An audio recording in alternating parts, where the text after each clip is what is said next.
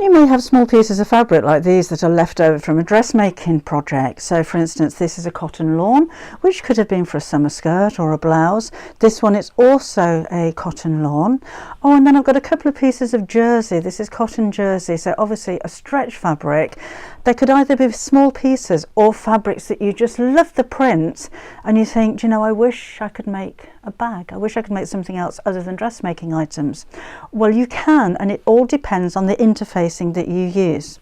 So with a finer fabric like a cotton poplin or a cotton lawn, I'd go straight for something like a Stabilising H630 or H640 as my interfacing. Then I'm going to be able to make cosmetic bags, even larger bags if I wish. No harm in using something like a Bosal foam on the back of it if you wanted to make that really firm. And then you're using a fabric that you didn't think you would be able to on a project that you really want to. So that is a cotton lawn. This one is also a cotton lawn, and again this could be just a piece of leftover fabric, or you think, you know, I just love that fabric, I'd like to make myself a bag to go with whatever it is that I've made with my dressmaking skills. So there's my little bag made from the lawn, and this one again I've used H640 just to give that a little bit of firmness and help it to stand up. And then we come on to the jerseys. Now that's a different matter, because if I go for something like an H640 straight away, it does have a little bit of give in it. I want to stop this fabric from stretching. There's no point in having a stretchy bag, it will just go completely out of shape. So what I've done with this one is used a Stabilising G700. So this is a woven fabric and it doesn't stretch. So therefore when I put my woven fabric, my woven interfacing onto the wrong side of my jersey, that's going to stop it stretching. And then it needs a little bit of oomph as well to give it a stability, and that's where the H640 or H630 or any other polyester fleece interfacing will work. You could even use something like a felt or a wadding, but of course that won't be fusible, so therefore you'll probably have to use something like a basting spray like 505 spray to attach that. And this can now be quilted as well. I would use a walking foot if I'm using lots of layers like this, and certainly just to help to make the stitches even as you're quilting, but no reason why you can't quilt on jersey. So the bag that I'm going to make in this quick video is actually made from a jersey spandex, which is this one. So it's a little bit firmer, but it is very stretchy in both directions. So I'll take you through exactly how I'm going to make this, and I tell you what, let's go all the way through to creating a little pouch like this. Alright, so let's put some stabiliser onto the back of my jersey. Now, as this is a stretch fabric, obviously I don't want it to stretch when I'm making a bag out of it. So do have a think about what kind of interfacing you're going to use. This is a woven interfacing. It's called G700. It's a Stabilising product, and this is what I'm going to use for the back of mine because it doesn't stretch. I do have a sample of a non-woven interfacing, which I think this is the 200, but it does have a little bit of stretch in one direction, so do be aware of that. If you've got different interfacings at home, then just give that a little pull and just make sure that you've got one that isn't going to stretch. So pop those to one side, and it's a good idea to actually iron on the interfacing before you cut out the shape, just in case your fabric does stretch a little bit as you're ironing. So the shiny side goes upwards here, and then fabric over the top, and maybe do a little test first just to make sure that your fabric can take heat and steam, and then take your time making sure this is flat, and then iron. I'm kind of lifting up and pressing down. I don't want to push the fabric because it will stretch and I don't want that to happen, so I'm just very carefully kind of tapping the iron over the fabric. Whoops, careful not to get the glue on the back of your iron, and just keep going over and over until it's stuck. So worth taking your time with this one.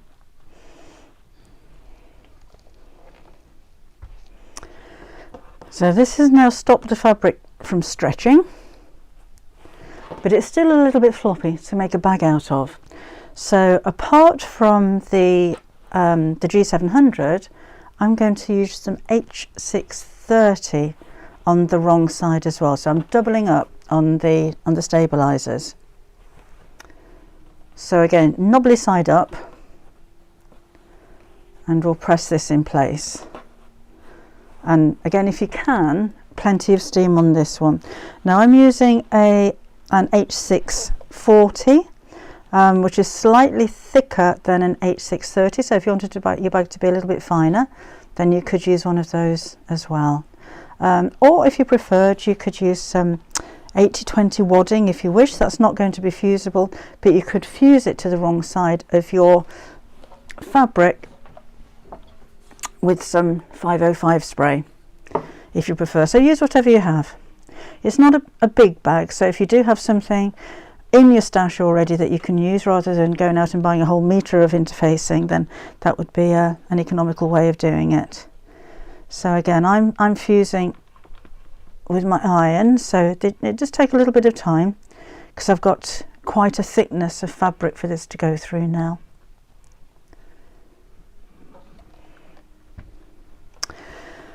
Right, now what I thought might also be nice would be to quilt this. If you're going to quilt it, then do so at this stage, because as with all quilting, you may find that as you sew lots of lines over the fabric, it can kind of make it shrink a little bit. So cut out your fabric pieces, your bag pieces, after you've finished any kind of work that you're doing on this at the moment. Right, and then we'll need to cut 2 rectangles. And each one of these is going to measure 10 inches across by 8 inches down. So I'm just going to square off the bottom of this to start with here. And then measure 8 inches up.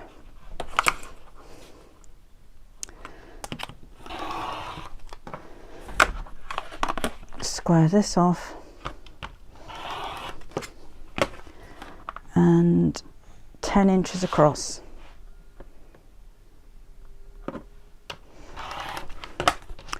Then I can use this as a template on the second piece to cut out the same shape.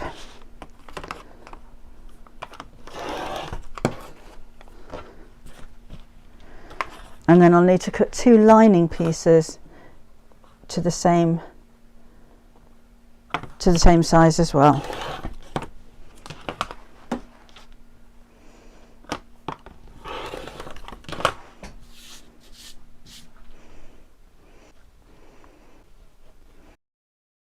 Right, then we'll take each one of these pieces and cut a 2-inch box from the bottom of each corner.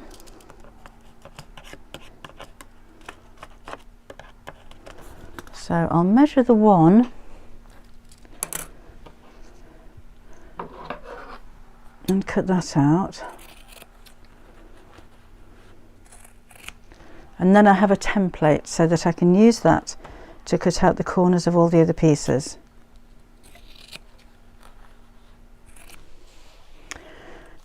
Then we'll put in the zip.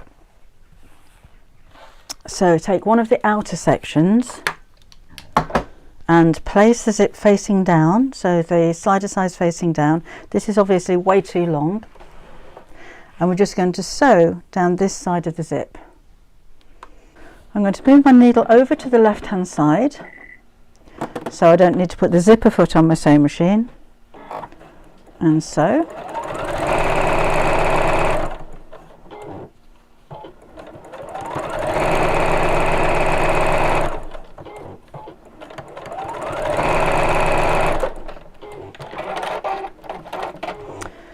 And then the lining will go on the opposite side of the zip, sandwiching the zip in between the 2 pieces. I line up the edges down here, and I'm going to sew along the same seam that I've just sewn, so I know that I'm sewing the zip tape exactly down the centre.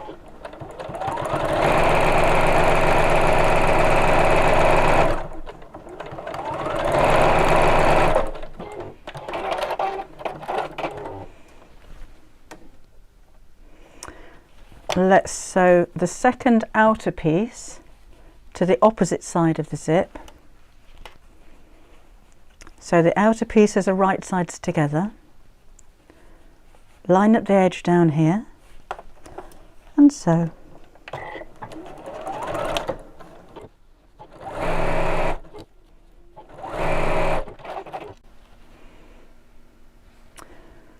And then take the second lining piece, and this is going to go over the opposite side of the zip. And as before, I like to sew from the same side that I've just sewn. Line up the edges and sew.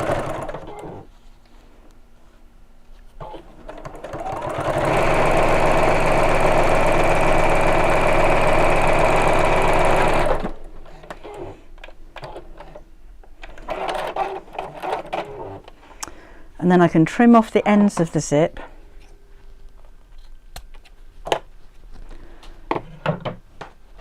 And this end, make sure the zip is open before you cut that off.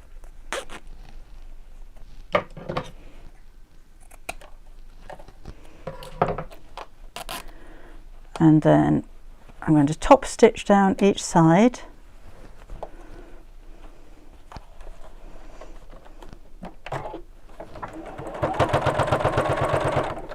Just pull the lining away to make sure that that's away from the zip.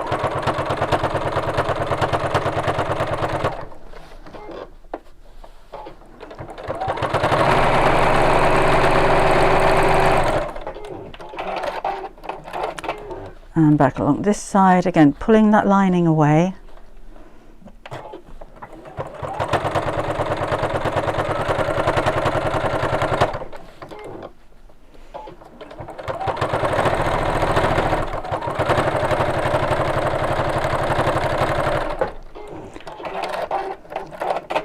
And then where the ends of the zip are open, I'm just going to sew across the ends of those to hold them in place while we construct the rest of the bag.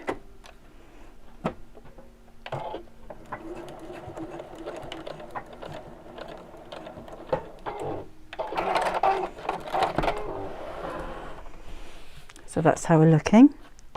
Now we're going to fold the right sides together of the lining and of the outer fabric, and we'll sew all the way around, not sewing over the corners, and we need to leave a turning gap in the bottom. When it comes to the zip, you're going to push that towards the lining side as you sew. Now we'll take those cut out corners and open them up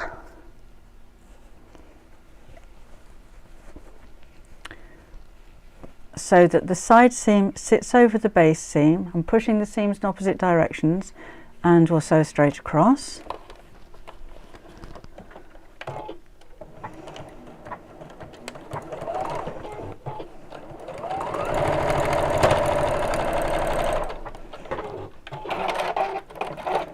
And do that on all four corners.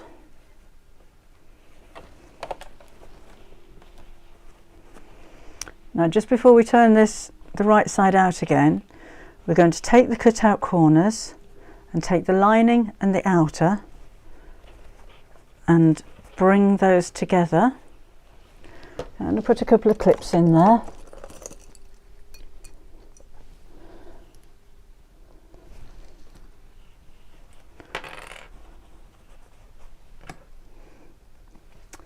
And we're going to sew across here between including the lining and the outer, just within the seam allowance.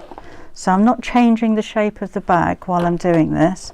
I'm just attaching the lining to the outer, and that's going to help to keep the lining secured in the base of the bag.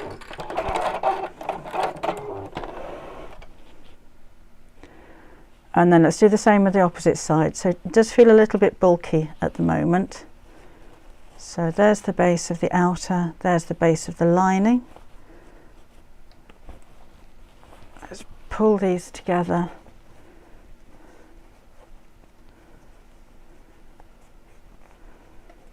and it will help to pin or clip these, because this does want to fight back.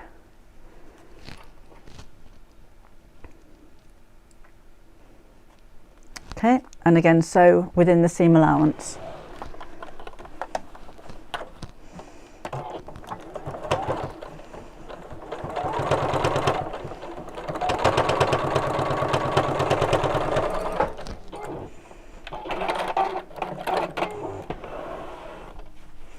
So it all looks a little bit of a knot at the moment, but it will make sense in a little while. Let's turn the whole thing through the turning gap.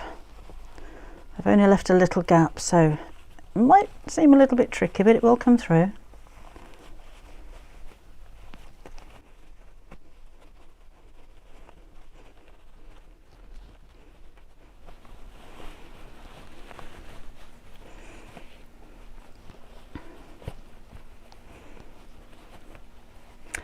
And then we have the gap in the bottom of the bag, so this all needs pressing, and I'm just going to pull the edges of that away from each other and sew across the top. And then we can turn the whole thing the right side out and give it another press. So let's push out those corners, and you can see that on the inside I've got a nice neat edge, but the lining won't come away from the outer. Let's take my ironing mat, and I'm going to use a ham, just so I'm not squishing the whole thing flat as I'm pressing it. Give that another iron.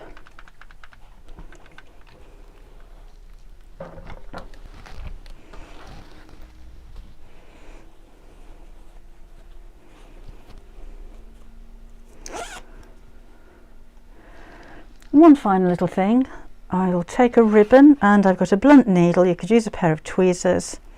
I'm just going to fold that in half and push it through the zip pull.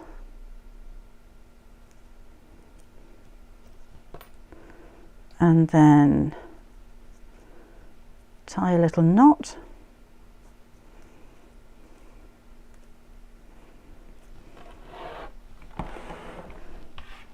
And there's another pouch finished.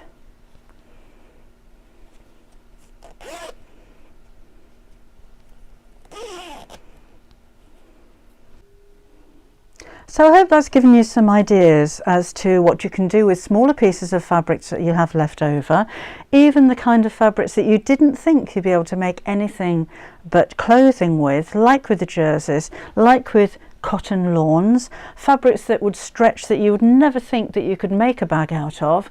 Now you certainly can. So use it those smaller pieces of fabric, or if you're making maybe a top out of something like the jersey, you could make yourself a matching bag to go with it. So I hope that's given you a little bit of inspiration. I shall see you again next time.